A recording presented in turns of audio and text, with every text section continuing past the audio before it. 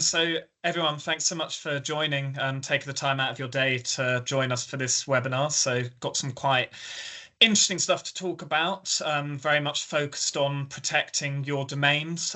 It's a topic that I myself and colleagues at Sapio have seen coming up more and more. So we thought this was quite a prudent time to have this discussion and kind of look into it in more detail. So without further ado, just to introduce myself, I'm one of the solutions architects at Sapio. So I specialize particularly in email and network security. And I'm very excited to be joined by Sasha from Sendmarc, Chief Strategy Officer over there. Sasha, do you just want to give a few words of introduction?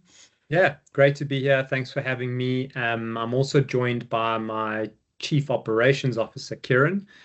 So he will also jump in if we want to take a deeper dive into some of the topics that he sees really at the coalface. So yeah, looking forward to the conversation, and yeah, we'll jump around and answer things that are interesting to the audience and to you, Inigo. Yeah, oh, perfect. So just as a really brief agenda, I'll start off by just kind of giving a state of the nation and explaining why we're kind of even having this conversation about domain protection. Just talk a bit about the email problem that I'm seeing come up with our customers at Sapio and the kind of issues there. And then I'll hand over to you guys to talk about kind of the solution that we are able to put forward and offer with Sapio and Sendmarc. So yeah, just jumping in, the state of the nation at the moment, why are we kind of talking about this? So from a report last year, this was from Security Brief's UK report last year, so everything's seen across 2024. 91% of all cybercrime was seen as beginning with an email. That won't be a surprise to anybody on this call, I'm sure. But again, just to reiterate, email is remaining that primary vector. We're also seeing that 58% of phishing attempts actually consisted of business email compromise scams. That's really been on the rise, kind of presenting new threats, challenges for traditional security tools, certainly. Of those business email compromise attacks, 89% were impersonating some form of authority figure, whether that be a member of the C-suite, a member of the management team, or just some kind of member of, first line support, IT support. So really creating new challenges, and dare I say it, we've been seeing recently in the news cases of exactly this kind of impersonation leading to some very nasty attacks. So again, something to kind of be aware of and look into more. And then finally, and I think personally, this is a really, really relevant statistic. So of all email incidents observed, only 20% actually consisted of ransomware and malware. And the reason I think this is such an interesting statistic is that the traditional approach to email security that we've all taken and that the big players in the market have taken has been to use antivirus, gateways. It's very much been putting defenses in, looking towards technical attacks, be it known signatures for ransomware or malware. But actually, we're seeing a really shifting landscape. We're seeing far more impersonation. We're seeing far more spoofing that is taking away the immediate technical threat and actually going in with kind of more elaborate attacks. So I hope that sets the scene well for that. The impersonation problem, so that's very much why we're here on this call today. So we're seeing more and more spoofing attacks where malicious actors can send email from your domain with the aim of defrauding your customers. We'll go into a lot more detail, and Sasha actually will show exactly how this can be done. It's quite interesting. He did it to me yesterday. We're also seeing impersonation attacks where attackers can actually send email from your domain to staff and contractors. Suppliers, we're seeing far more for malicious purposes. Also, delivery issues. So On the other side, there are increasingly tough measures being taken by the likes of Google, Outlook, Yahoo, which mean that your legitimate email can be blocked, sent to spam and junk folders, and it's very hard to monitor where this is going on. This is a big problem I'm seeing with customers at the moment, where it's just kind of being delivered into a black hole, into a void. And finally, just tracking. So actually tracking what issues are occurring with your domains, and also seeing this far more at the moment. Just actually knowing which third parties are sending email on your behalf, sending email from your domain, seeing far more use of CRM systems, marketing systems, mail gateways that might not always be monitored by the security team. And they might be set up by marketing teams, by other teams within the business, and actually keeping track of who is sending these emails can be really tough. So setting the scene there. The industry response to this is DMARC. I am not on this call going to try and spell out what it spells out, because I might get it wrong. See Sasha's laughing there. He should know. But it is the industry response. It's been around for a while, but we're really seeing it come up in conversations and be seen as something that's far more important to get right recently. It's very much about augmenting your existing security tools. We all know about SPF and DKIM. They've been around for what seems like forever now, but it's kind of powering those up, taking those to the next level. Very much focused about protecting your domain and brand. I've seen some confusion, and I mean, I think I fell into this category as well in the past, that people think it's about protecting their internal users. There's an element of that, but it's very much about protecting your brand and protecting your customers, your suppliers, other people you deal with, more so. Also, very importantly, ensuring legitimate mail reaches your destination you intend it to go to. It's becoming far more rigidly enforced. I'll touch on that a bit more in a minute, but implementing good DMARC practice is becoming more and more critical on that side. Restricting malicious actors from exploiting your domain. You can kind of achieve this by implementing good DMARC standards. Again, Sasha will touch on this more in a minute, but this is very important as well. And then finally, I've already touched on this a bit, but just being able to resolve email deliverability issues, particularly when you're sending email across Europe or even worldwide. This can be a really good tool. There are 3 stages of DMARC. I won't go into too much detail on this, but we see customers moving through these stages from having a DMARC record as none, where all you can do is monitor what's occurring. You can then move to a stricter quarantine record, and then go to what we see at Sapio as being the best practice of having a P equals reject. But we are here with Sendmarc to support you on that journey, because these aren't steps that should be taken lightly. Email is an incredibly important tool for your business, and we want to ensure that it's got right at every step of the journey.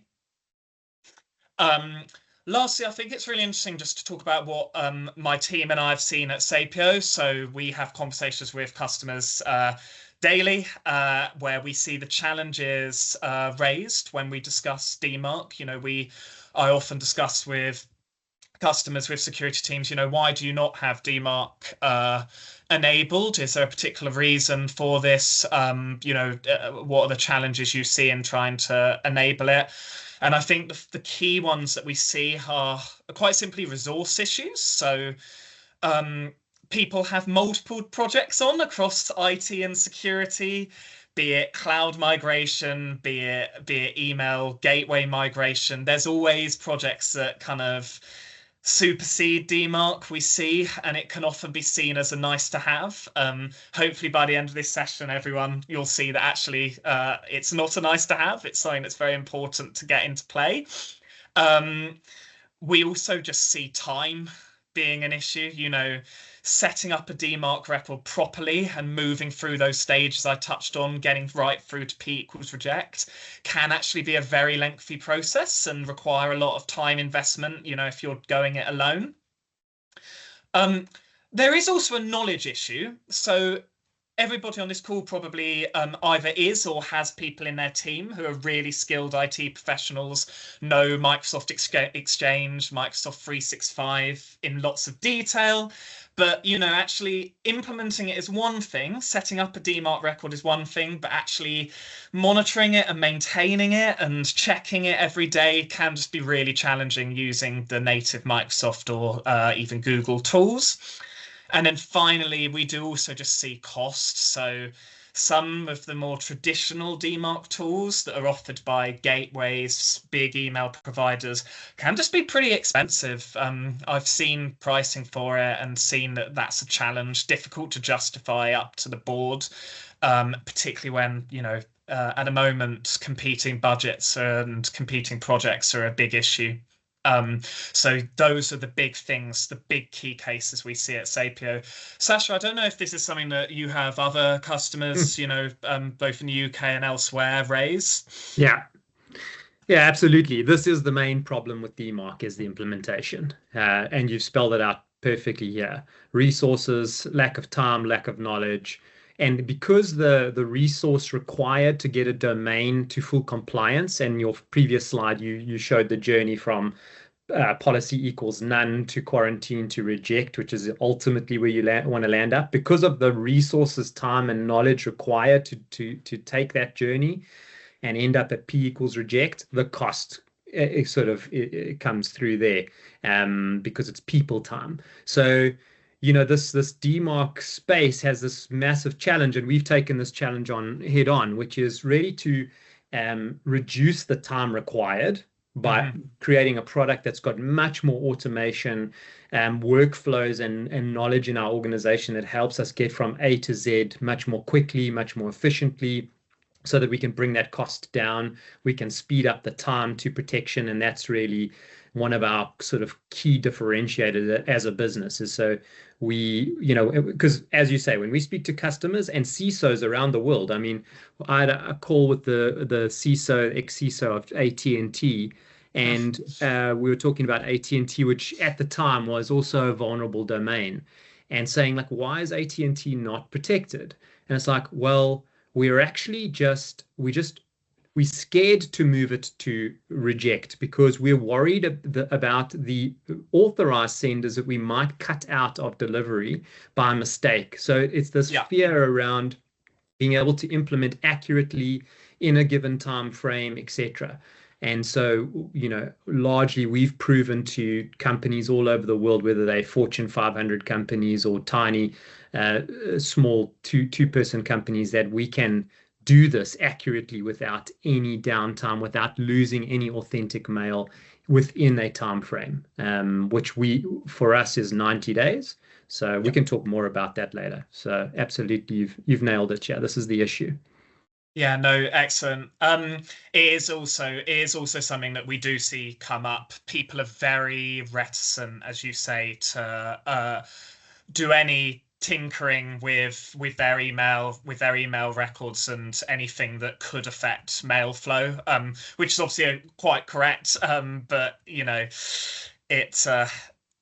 it is a big challenge. Like anyone who's gone through the process of changing MX records and doing anything like that knows that it's a place to be wary and check that you don't break everything. My next slide just shows kind of this problem of trying to set up DMARC on your own. Some people on this call might be able to decipher this DMARC aggregate report. I could give it a go, but I don't think I'm one of those people. So just to show the kind of challenge of trying to set up DMARC and kind of understand it natively, it's a lot of text, and you would get hundreds of these, depending on how much you've got going on within your domain. Finally, I just wanted to say that if what I've spoken about and what Sasha's mentioned already wasn't enough of a reason to take another look at DMARC, Microsoft have recently very much stepped up their requirements on the consumer side. So this has been quite in the news. You know, you've probably seen posts about it on LinkedIn. Actually, Microsoft are just following up on industry best practice that Google have already been putting in. But yeah, you would get that bounce back, that access denied if you're a sender of over 5,000 emails a day to consumer Outlook, Hotmail, those kind of those more legacy email addresses. So they've got the new requirements. It is, yeah, anybody sending over 5,000 emails in a day. So I'm sure that does actually apply to most of our customers here at Sapio, particularly if you've got newsletters, marketing emails going out. It's actually not that many emails. And yes, as of May the 5th, so we're already past that, as of May the 5th, these non-compliant messages will be rejected. And it must, as a very minimum at the moment, have a DMARC record for P equals none. Actually, I just want to go back to that for a second, Sasha. We've already seen that initially Microsoft were just going to move those emails to junk, but before we even hit that deadline of May the 5th, they changed it and actually went straight to reject. Do you see them moving forward actually kind of making these requirements more rigid? Yeah, of course we do. I mean, I think that, you know, you had Google and Yahoo starting this conversation last year. Microsoft took almost like 12 months to adopt the exact same policy. So, I mean, that's a first step forward. As you say, they kind of made the announcement, and before they'd even gotten to their deadline, they increased the punishment, or, you know, it made it more punitive before they even launched. So that's again another progression in that direction. And so really what they're trying to do here, they're trying to say, look, we all know that DMARC has to happen. It has to happen so that domains become responsible senders. If you have a domain, it means you have a brand. If you have a brand, people trust it out there. And that trust can be abused by attackers and weaponized against people. So we're going to start with the biggest companies that send 5,000 emails ever. So it's not 5,000 a day. It's if you've ever sent 5,000 emails in one day, then you are classified as a bulk sender for life. So even if that was just once a year you send 5,000 emails, you are now in that bucket. And so we're going to start with those companies, and we're going to start forcing them down this journey. And how we're going to do that is we're going to start by saying you need a P equals none record. Now, P equals none record does nothing other than gives you visibility of the problem that you might be facing. So it's going to show you that your domain is being abused, and, you know, and how much and how frequently and so on, and shows you some of the areas that you need to fix. But P equals none does not fix the problem. It just gives you visibility of the problem. So clearly Microsoft understand this. They wouldn't get the world to now adopt a protocol that now does nothing except give visibility. Their ultimate plan is going to be to step up and now say, you know, in years to come, to say, right, we want you on P equals quarantine, we want you on P equals reject. But they're using this as a way to get a net out there and grab a whole bunch of companies and get the awareness going. Then they're going to strengthen those policies, and they're going to reduce the threshold from 5,000 emails down to start increasing the size of the net. I mean, I don't know that as a fact, but I would say that's what I would do if I were them. And that clearly seems to be the path they're on. Yeah, it makes sense. And it's really interesting, this 5,000 emails. As you say, it seems like a lot. It seems like it would only apply to larger businesses. But then, you know, any time that you might have sent out a marketing campaign, even if it was just one day a year, or sent out industry conference invites, that kind of thing, smaller businesses will quickly fall into that trap, even if Microsoft don't reduce the number immediately. So a very interesting point. I will now pass over, without much further ado, to you, Sasha, to carry on and show a possible solution. Great. Yeah, Inigo, like, awesome introduction, and I'll share my screen in a moment. Just so many juicy topics you've introduced that we'd love to talk about. And so I'll try maybe pick up where you left off, which is this Microsoft and Google Yahoo conversation. But I just want to say that, I mean, it's pretty unusual for us to see a service provider like Sapio that has the ability and the knowledge around DMARC that you do have, which is it's quite amazing. So for us, incredibly unusual. And thanks for having us on this talk. Clearly, you don't actually need us here. I think you've covered all of those really important topics well, and you could probably speak to them in detail. But thanks for including us in the conversation. We'll try and pack some of those things. So well done to Sapio on that score. And then just to everyone who's on the call, we're here for your benefit and your value. So please, use the chat if you have questions. Let's try and direct the conversation to the issues that you find interesting and that questions you have. Kieran is here to help support me, so he'll be looking at the chat and coming in. He understands DMARC much better than I do. That's why we've got him on the chat so that he can answer like very specific questions. And if you want to, we can also peel off into one-on-one sessions, with anyone on this call who wants to learn more. So we're here for that reason. And I think over and above that is really to encourage you to use DMARC. So whether you use us or you do it yourself or you use someone else, this is an easy win for your domain. It's really an easy win for your security posture. It's not difficult to get started. So certainly with the P equals none stage, that is a stage that is easy to start with. And it will give you visibility of if your domain is being abused. It will also improve your deliverability automatically. It's not going to do everything. We want to take you then to P equals quarantine and P equals reject. We do that incredibly safely. We do not disrupt anything. You will not experience any problems there. So there's no reason to be afraid, but I do think there's some knowledge required and there's some tools required so that you can get this job. I mean, you saw Inigo showed you the DMARC report, the raw DMARC report. So let's say you decide today, okay, I'm going to do this myself. I don't need Sapio. I don't need Sendmarc. I'm going to do this myself. Absolutely. You can go and, Google the information and you can put in your own DMARC TXT record in your domain, and then you're going to receive these thousands of raw XML reports, and we sometimes liken that to having a basin full of dirty dishes. Like you can go and wash your dirty dishes. You're absolutely capable, but I think you've got better things to do.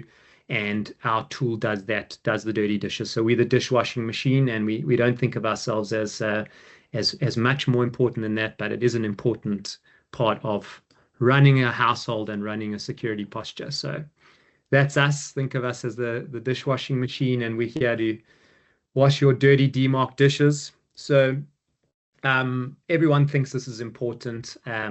It's not the most important thing in cybersecurity, but it is important. It stops your domain from being abused and used and weaponized against your consumers, your partners, your supply chain, your investors, whoever trusts that email coming from you. And so our promise to our customers is that if you use Sendmarc, we guarantee you 100% compliance with the standard within 90 days of using our platform. We're the only company in the world that makes a promise like that. And that's because we have a large team of people that actually help you implement. So for us, a domain on P equals reject, which is the ultimate state you want to reach, is the way we measure our success in our business. Okay, not on the number of customers using our platform, but the number of domains that are actually protected. And that's one of the differentiators in our business. And we can afford to do that because of the way we've structured our business. So we have a lot of skills that can take you there. It's not just Microsoft, Gmail, and Yahoo that are talking about this. It is the UK government. It is NCSE. It is GDPR, etc. So PCI, for those of you that process credit card transactions in any way or form, also require DMARC as the standard. So you've got the world saying this is the thing that needs to be done. And now the question is, how do you do it? And the problem is exactly what Inigo touched on. The big trouble is the implementation. You've got this massive adoption of DMARC, and this was years ago. We just haven't gotten stats, like updated stats recently from dmarc.org. But I mean, it's going to be multiples of this now. So probably anything between 15 and 20 million companies that are, have a DMARC record. But the big problem is that, 2/3 of them not getting that policy from P none to P reject. Okay, meaning that those that are on P none, although they've got the visibility, they can still be impersonated. Okay, and so that's really the job that needs to be done here. And so I thought what could be interesting is just to share with you a little bit more. We look at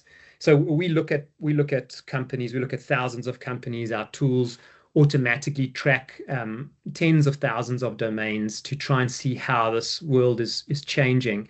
And so recently we looked at 3,800 of the largest companies in the UK.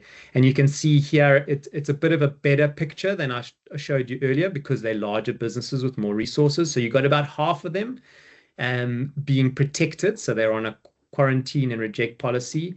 And then the other half still no DMARC and none. And these are the largest companies, including FTSE 100 and some of the largest companies in the UK. So, but moving steadily in the right direction, I'll say. So that's the good news. To demonstrate this problem, Inigo mentioned earlier, one of the things we do is we have a simulation tool that will actually send a spoofed email from a vulnerable domain. So in other words, send a fake email from that domain, but from the actual person.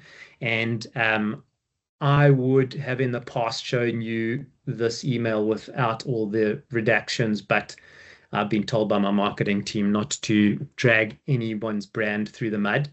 Instead, what I did here is I sent this mail to Inigo, and he can confirm that it was a mail from the CFO of a very large retail company. I don't know, Inigo, if you want to come in there and confirm I'm not talking nonsense. No, I can confirm it, and yes, it all looked legitimate.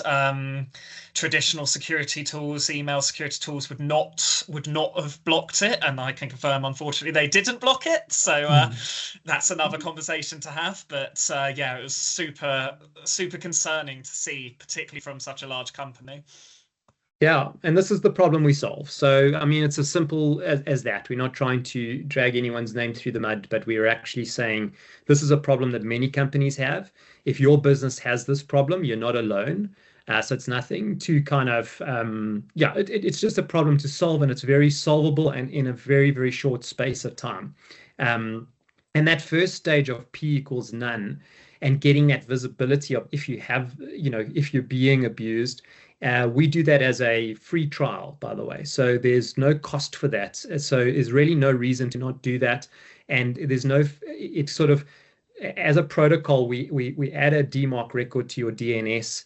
You don't have to change your DNS. You don't have to change anything else about your DNS. You have to change your MX records. It's completely uninvasive. It's an addition of a DMARC record to your DNS that starts monitoring the any activity. It's completely depersonalized data, so there's no break of confidentiality. There's absolutely no reason to not start a DMARC trial. So I just want to put that out there, at least get that visibility. For those of you that are on the call, we took your domains and we analyzed them, and this is very easy to do, and we're going to do some of that today on this call, is look at domains and see what does a good domain look like, what is a domain, what are the weaknesses we can see in the domain, because we're simply doing a DNS lookup and we're looking for certain policies, we're looking if they're missing, we're looking if they've been misconfigured. So this is ones and zeros, it's black or white, it's either configured well or it's not.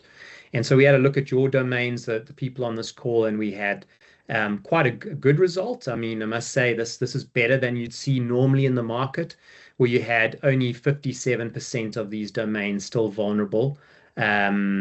and you had a large number of them actually protected. So you can see there 25% had a P equals reject policy. So well done to those of you on this call, and 16% with a P equals quarantine policy.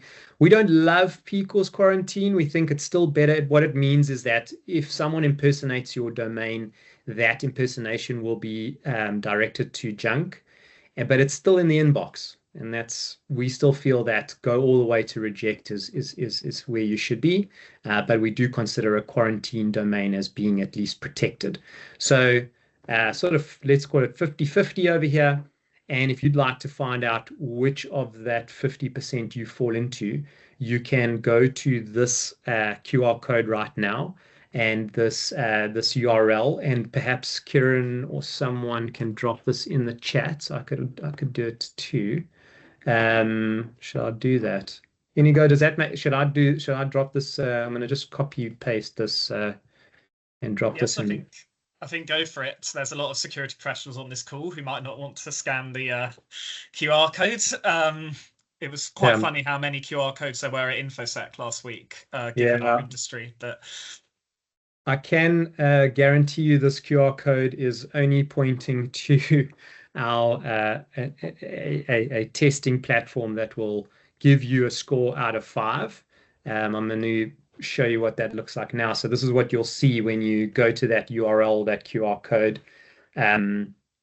for want of a better method of getting you to this page. We are left with QR codes and URLs, so apologies for that. But it's going to take you to this page here, and what we do here is you give us your company email address. If you don't feel comfortable with that, you can put test at your company domain. We don't store the data. And then add an alternate email address, so your Gmail, your personal Hotmail, whatever it is, and then click send. And what this platform is going to do is it's going to test your domain, give you a score out of 5, and it's also going to try deliver an impersonation simulation to you, and it will be clearly marked, so nothing to worry about there. When you get your score out of 5, this is what it means. So 5 out of 5 is a domain that is on P equals reject. So 25% of you on this call will get that score. It means that you won't receive the impersonation email. It means that you are doing everything you can to protect your domain from being abused. So well done there. The only thing I would add is that what we look at there with those of you on P equals reject, what we offer is like, again, just a complimentary audit, because just to double check that all of your authorized senders are well set up so that they are not getting stopped by this policy that you've got. So sometimes we see companies with a reject policy, but they have no visibility, so they don't have the reporting side. And so what's happening is they're struggling with one or other of their email sending platforms is not delivering, and that's because it hasn't been set up as whitelisted properly and given the right keys, the DKIM keys, etc. So that's the only comment I'd make there for the 5s and the 4s. We talked about 4 out of 5 and going to junk, so we know what that is. If you have a score of 3 out of 5, means you've got a DMARC record, but it's not enforced, so you're just in monitoring mode, or there's another problem with your settings, and we can help you with that. And then 2 or less means you have no DMARC policy at all, so completely vulnerable to impersonation, and you have no visibility. So if that's okay, I think I'll move on from there, because by now you've either tested or you've refused to test, and there are other options for those of you. We'll look at another tool in a moment, in fact, that you could use if you don't want to do this particular type of test. And we can look at some domains. So maybe I'll do that. Inigo, maybe let me take a pause there. Is there anything? Is this okay? Is this giving everyone absolutely value? I think you also already answered one of my questions that I was going to put to you, of where customers are already in a really good place with P equals reject, why there might still be a benefit of kind of exploring with Sendmarc more, but I think you answered that. So yeah. but it's always a good question. I do have it come up with some customers. For those of you that are a little bit more on the technical side, this is a tool we normally give to more to engineers. Oh, what happened there? Sorry, let me just refresh.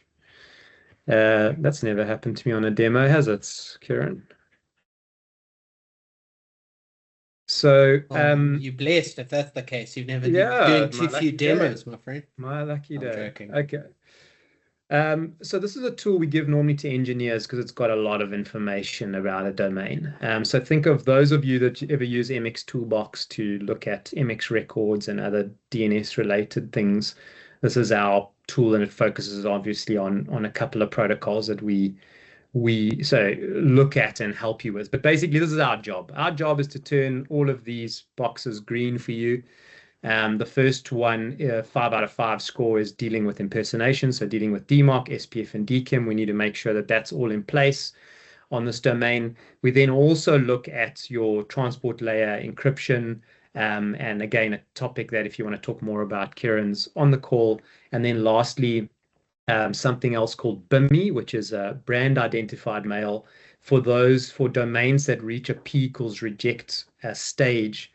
And quarantine, I believe. I think if you're on quarantine, you can also quarantine and above. Yeah, quarantine and above. You can implement this branding, and what it does is it basically. Kieran, you explain it. You better explain. Sure. So probably the easiest way to describe it is that it allows you to display your logo in the email client, and in particular in Google. So if you use an @Gmail address, and you go onto your Gmail now and you look for a mail from, for example, LinkedIn, you'll see that the mails that come from LinkedIn don't have that little circle with an L and an I in it. It's got the LinkedIn logo next to it, as well as a little check mark. The way that you get that check mark, the way that you get to display your logo, is through the implementation of BIMI. There's a bit of a process around it. We don't really need to go into too much detail there, but like great from a marketing perspective, because obviously, it's a way to display your logo without people even necessarily clicking on mails. And there's some evidence that it actually increases click-through rates. And then secondly, great from a security perspective, because it means that mails that come from your domain look that much more professional and legitimate, but mails that are purportedly from you using something that DMARC wouldn't protect against, like display name impersonation, those look even more suspect. So kind of fulfills that dual role of being powerful from a marketing and from a security perspective. Thanks. Yeah, and I think and maybe just to double click on this interesting way that the world is looking at this is in these two sort of areas. So security and productivity. So stopping impersonation and ensuring delivery, because the two are kind of connected. It's a different paradigm. So you've got marketing teams starting to care about this a lot because they want their mails delivered. But the reason that they're not getting delivered is because the mail could look suspicious. So what we're trying to do here is make them show that the domain is doing everything it can to authenticate properly. Therefore, the receivers will deliver your mail, because you're saying, hey, this is a domain that is doing everything that they can. They've got all the protocols in place, and they're a responsible sender. Therefore, we're going to deliver their mail more accurately. Whereas domains that don't do this are going to get rejected and less accurately delivered. So I'm going to just say to everyone on the call, throw some domain names in the chat and we can look at those domains and talk about them if you're interested. We can come back to this later as well. But if any of you've got interesting domains that you want to look at, I'm going to be careful not to just pick on anybody. Let's see AT&T, what happened there. We'll pick on AT&T. If they actually did end up, they did it. Well done. Okay, so it took them a long time to get to this. And in fact, we can go and look at the domain history. So one of the other things we do, AT&T.com, we've been tracking this domain for probably about 5 years. And we can see when they actually they were P equals none, 2024. And they've recently done it. So just in the last couple of months, actually. So that's great news for the internet. So good to see that. Yeah, so okay, Sapio, no, well, I can tell you that Sapio is up to scratch. We do want to do some more work on Sapio for a few of the, you can see here on AT&T, and Kieran, you can speak to this. I mean, BIMI is pretty newish. I mean, we're not seeing that many companies with BIMI. And the transport layer side, we have to get some more intel, and then we'll be able to tell more about that. So they may have this in place, but am I correct in saying that, Kieran? No, so remember MTA STS, the transport layer stuff, this is really monitoring your inbound connections for TLS encryption. And what we've actually noticed is that much like DMARC, it's in its kind of infancy in terms of adoption for reporting centers. So you don't get lots of reporting data out of MTA STS at the moment. And that's why many companies haven't yet implemented it. But similar to DMARC's role in SPF and DKIM, companies may have implemented SPF and DKIM beforehand, but there was no reporting function. We think that MTSS is kind of in that phase where people are implementing TLS, but we're just waiting for the reporting function to catch up in terms of adoption. Yeah. So here's Sapio, so their DMARC score, full marks there. So we see this as a very safe domain, and I do commit to you, Inigo, that we will get you guys up to speed on the transport layer and the branding stuff, because I think we should do that. Very few domains are there, but you'll see some of the bigger brands starting to do this because they want the branding, so the likes of Apple and those kind of guys. Let's have a look at what Apple looks like. Oh, yeah. So they got a quarantine. Interesting. They got a quarantine policy, but then you can see their BIMI's up to scratch, and LinkedIn and those kind of guys. So they've decided quarantine is good enough. We don't agree, but there you go. Anyone else got any interesting domains? Otherwise, we'll move on. I mean, I could pick a few, but like I say, oh, there she is. Okay. Right. Let's have a look at this one as requested by the audience. So we've got some issues here. So I don't know, Kieran, do you want to talk to this? You want me to unpack this? Yeah, I'm happy to talk to it. So the reason that this is scores very low, you'll see that Inigo and such have made mention of P equals none. There's actually another policy statement called SP, which is your subdomain policy. So we see actually very often the inversion of this. But in this particular case, what Marks and Spencers have done here is they've set a subdomain policy of reject. So that means that if I try to send mail from, for example, mail.marksandspencer.com, that would be rejected. That's what this policy says. However, if I try to send mail from marksandspencer.com, the root domain, that mail would be delivered. So this is quite obviously there's a bit of an issue here, particularly if you imagine, let's say I'm a supplier of Marks and Spencer, and I receive a mail from Marks and Spencer. I'm going to take action on that. Let's say I want to pay an invoice as an example. So yeah, there's a bit of a hole here to be exploited by people in the know. There we got Harrods. So yeah, so marksandspencer.com, you can write a mail from anybody in that organization, and Harrods looking pretty good. So they've covered it. And then the branding part still needs to be done, which is pretty normal. Okay, I'll stop there because I think we're running out of time, and you guys have got this URL. If you want to type in the chat, if anyone wants to say if they got a 5 or a 4, we'd love to hear. I'm sure if you got a 3, you probably don't want to tell us, but we are here to help you move that 3 to a 4 and a 5 and so on. I think maybe just more context around like what's going on here is that you've got your sort of, I want to say, your corporate sending mail platform, which could be Microsoft or whatever it is.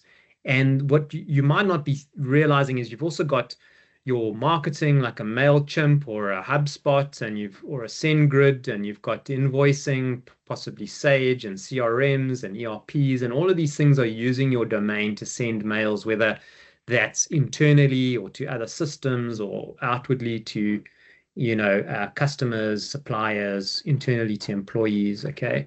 And the thing is that an attacker can very easily do the same thing. So basically fake your domain, not fake your domain, it's actually your domain, but just you set up a sender and send from your domain to those. And that's like widely misunderstood, right?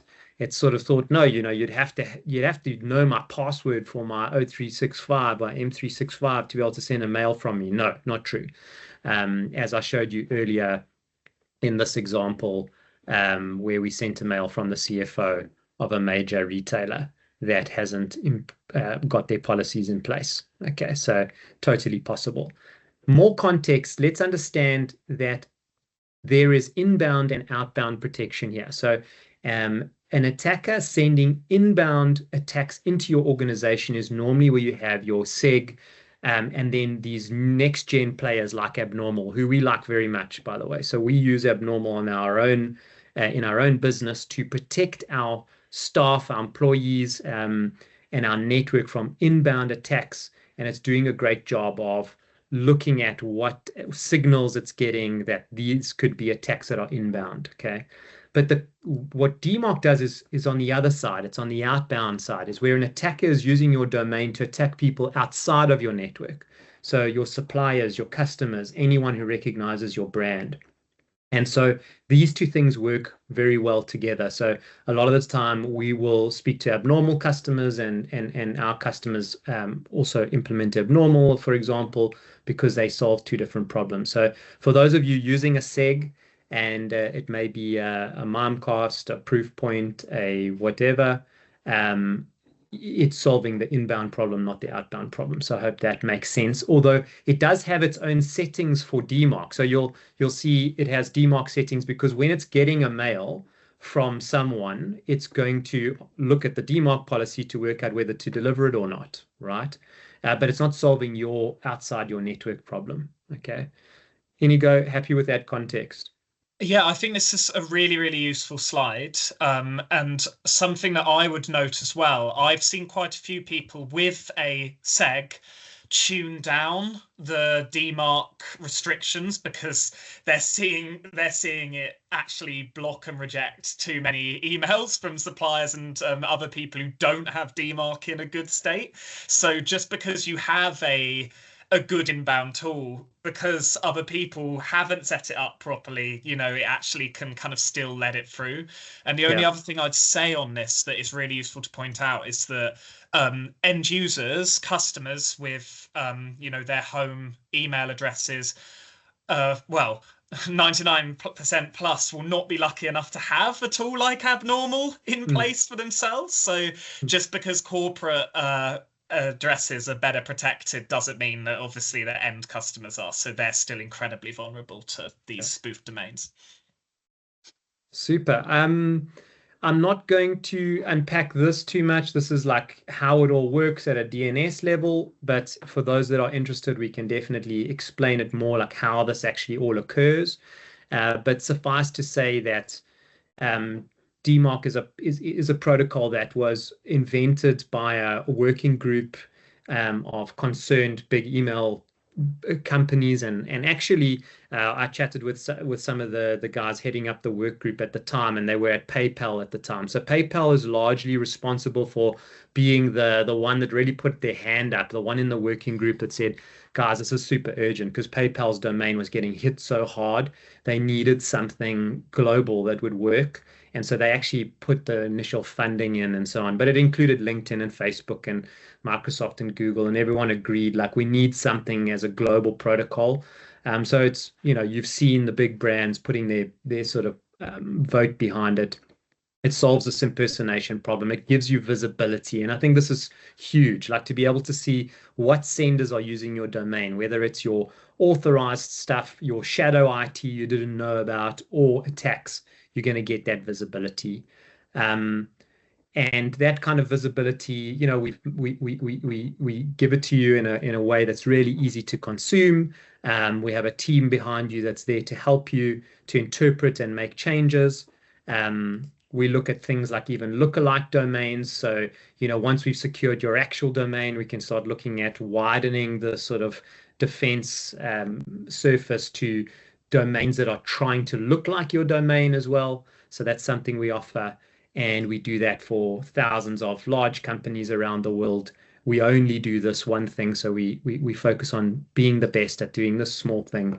And we have a really high sort of satisfaction rate. And that's why we're able to offer our customers like a money back kind of guarantee on their satisfaction within 90 days, because we know we 97. Our NPS score is 97. So, it's a pretty high score as far as satisfaction is concerned. So it's really a people business that we run with a great piece of software, but we have a really good team that's there to support you. So that's my pitch. And, I wanted to leave you with a bit of time if there are any other questions, and I'm going to stop sharing so that I can see the chat. And Inigo, if you've got anything you want me to touch on again, I can double click on. We can go back to domain tests. We can go back to talking about the environment, whatever works for you. Yeah, no, absolutely. And Sasha and Kieran, thanks so much for running through that. I think it was a really good way of presenting it. We do have a couple of questions come up. We've got one about, I think this is quite interesting actually, and we've touched on it, but do you see the regulatory landscape in Europe and the UK kind of moving to enforce strict requirements? So we've talked about Microsoft doing it, but do you kind of see there being a more regulatory side to enforcing DMARC in a stricter way? Yeah, so I mean, let me maybe as a backdrop, I'll just put up there. Sorry, I'm messing around with my my share here. Did that work? Oh, there we go. Yeah. So the UK has been an early adopter of this. So you've got UK government, it's been mandatory for government departments themselves to have a P reject. Now they don't all get it right, so let's say that. But they're all trying to have their domains on reject, and for that reason, NCSC actually launched their own tool, DMARC tool, which ran for many years, and now they've decommissioned it. So question mark why they've done that. And so now we sort of picking up there and helping a lot of public-based organizations to continue that journey. But they definitely see it as really important. I think they're just sort of struggling to actually kind of keep their own tool up to speed, and perhaps there are enough tools available. They felt it was unnecessary. So we would love to see it as a part of Cyber Essentials. We chatted with the Cyber Essentials guys as well. It's not yet a part of Cyber Essentials, but we know that the Deputy Director of Cyber Essentials sits on some of these kind of DMARC work groups and so on. So they definitely see it as important. It would most probably be in the next set if they had to, increase the scope there a bit. And what we see more is that you're going to have large organizations expecting their suppliers to produce a certificate of some kind, and then insurers as well. So it might be more private sector where we get that pressure coming. Insurers are, and the reason why insurers are going to like DMARC as a way to kind of work out whether they should increase your premiums or look deeper or ask you more questions is because it's very easy to work out if someone is DMARC compliant. As I've shown you that tool, it's like kind of a good early warning signal that a brand is like, really on top of their security posture or not yet on top of their security posture or completely missing it. So you can tell within a few seconds. So and that goes for insurers, so they can use that as a very quick kind of litmus test. And it also goes for attackers, because attackers can look at a domain and say, okay, well, if they're missing their DMARC completely, then there could be other things that are missing as well. Whereas if their DMARC's up to scratch, then, okay, they clearly understand something about something. So I think we'll see that more and more coming from insurers. Interesting. Yeah. No, that is interesting. Just a sign of general good cyber hygiene. I think we've got time. We're very close to the end now, but I think we've got time very quickly for one more question I can see here. So the question is, if I have a skilled Microsoft professional on the team who's kind of lived and breathed Microsoft, setting up stuff, I guess, to implement DMARC, why not just use them? If the XML file I showed earlier wasn't enough of a reason, Sasha? Yeah, I think that, again, like, we don't see ourselves as anything more than the dishwasher for the dirty dishes. And I think that you've got very skilled people, as you've just described, and they have better things to do. There are more important tasks for them to take care of that are going to have a higher impact on your organization. If you look at the cost, the opportunity cost of putting them onto a DMARC project versus putting them onto another project, I think you'll see that the price of paying Kieran and his team to do it is going to definitely be in your favor. So that would be the one reason. I think if you decide to do it on your own, that's also your choice. But you should equip your person with a tool that gives at least crunches that data for them, so that they can actually look at something that makes sense and make their decisions from there. So yeah, that would be my comment there. Is have at least have a look at what we can offer you, and then make your decision after that. Once you've got the free demo in hand, you'll have seen all your problems, you'll have a price in hand from Sapio, and you can then after there decide, no, I'm going to rather use my own resources for that. Absolutely. Feel free and go for it. Perfect. Well, I think that very much brings us to time. I hope everyone's found this a really useful session, set the scene on a area of security that I think has been both overlooked but also seen as something that's quite complicated and as often kind of been, set to the side while other projects take over. But in terms of next steps, everyone, please feel free to reach out to us at Sapio, to your account manager, get a call booked in with us and Sendmarc, and we can set up a free trial, kind of really rapidly see the results and go from there. But I think apart from that, Sasha, Kieran, thank you so much for joining us on this today. And to everyone in the audience, thanks so much as well for your time as well. Excellent. Thank you. Thanks for having us. Thank you, everyone. Yes, thanks very much. Yeah.